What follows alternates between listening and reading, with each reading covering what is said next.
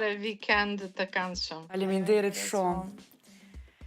Mirë, pra, e tani të dashur shikues, do të ndjekim një kronik të përgatitur nga Edona me Kosova Makers League, ku për nder të ditës ndërkombëtare të biodiversitetit kanë organizuar një aktivitet shumë të veçantë e që ftoj ta ndjekim së bashku.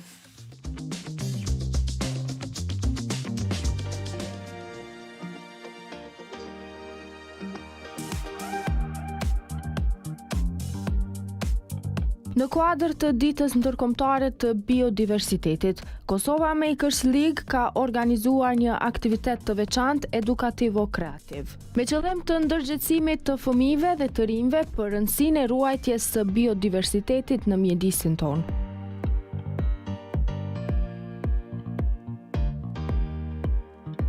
Në këtë ngjarje, nxënësit nga shkolla të ndryshme të Kosovës morën pjesë në punëtori interaktive ku përdorën teknologjinë, robotikën dhe kreativitetin për të eksploruar temat që lidhen me ruajtjen e natyrës, specieve të rrezikuara dhe ndikimin e veprimeve tona në ekosistem.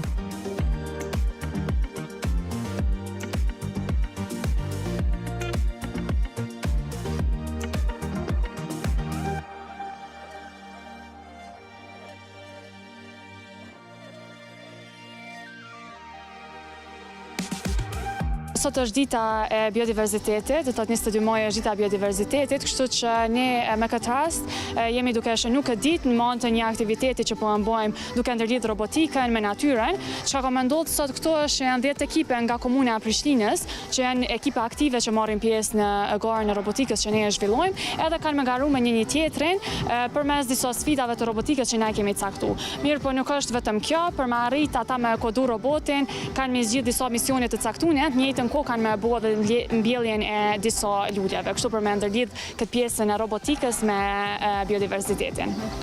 Deri në çfarë ore do të zgjatë ky aktivitet? Atëherë aktiviteti planifikohet me fillu në ora 10:30, ku vetë se kanë me fillu ekipet punuese, do të zhvillohet në 2 pjesë të kodimit, pjesa e parë dhe pjesa e dytë, ku fëmijët kanë me kodu dhe deri në ora 2:30 prafërsisht do të zgjas, ku në fund do të zgjedhen 2 ekipe fituese. Ky aktivitet është i ndonë për 2 cikle, ciklin 1/5 dhe ciklin 6/9, ku për secilin prej cikleve do të shpallet nga një fitues. Po ashtu fituesit do të shpërblehen edhe me shpërblime, të cilat janë të dhuruara prej e Gjirafa 50, të cilët kanë mundësu dhurimin e shpërblimeve për ekipet fituese, dhe në fund të aktivitetit do të bëhet edhe mbjellja 2 fidaneve nga ato 2 shkollat fituese. Cili është qëllimi kryesor i këtij aktiviteti? Atëherë qëllimi kryesor është fëmijët me u mbledh në një ditë kreative për me shënuar ditën e biodiversitetit, me anë të një aktiviteti edukativ, ku është një aktivitet edukativ, social, në njëjtën kohë kanë me qenë ekipe që ndajnë pasionin e njëjtë për teknologjinë edhe për robotikën. Na falenderojmë amfiteatrin pranë Prishtinës Gërmis, ndërmarrjen publike Sport Marketing, të cilët na kanë mundësu me e zhvillu aktivitetin këtu pa pagesë dhe komunën e Prishtinës.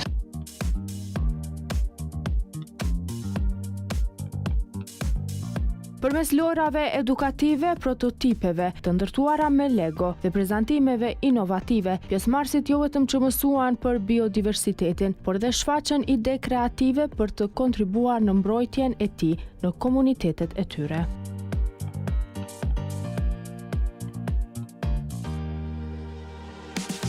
Do të jenë 10 ekipe pjesëmarrëse, siç e thash, 5 prej ciklit 1/5 dhe 5 prej ciklit 6/9. Ky aktivitet po zhvillohet në kuadër të garës së robotikës.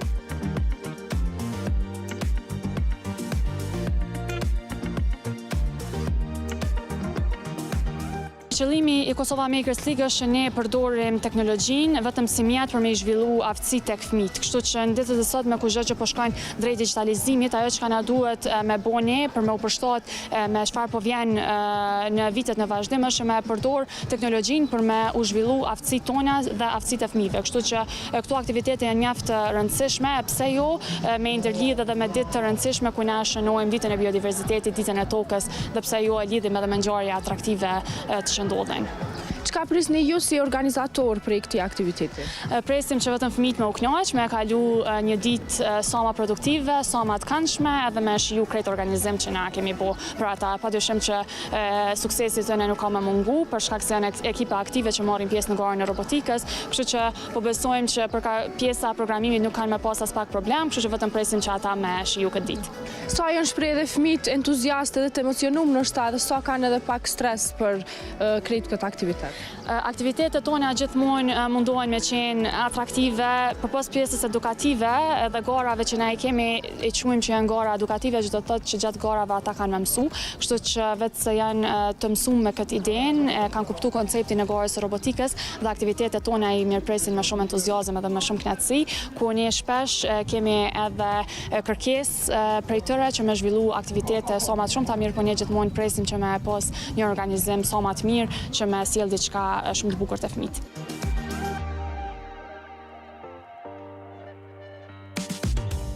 Qëllimi i aktivitetit ishte të motivojnë të rinjt që të bëhen avokat të natyrës dhe të kuptojnë se edhe veprimet më të vogla mund të kenë ndikim të madh në ruajtjen e jetës në planetin tonë. Kosova Makers League vazhdon të jetë platformë frymëzuese që bashkon arsimimin STEM me çështje të rëndësishme globale, siç është biodiversiteti.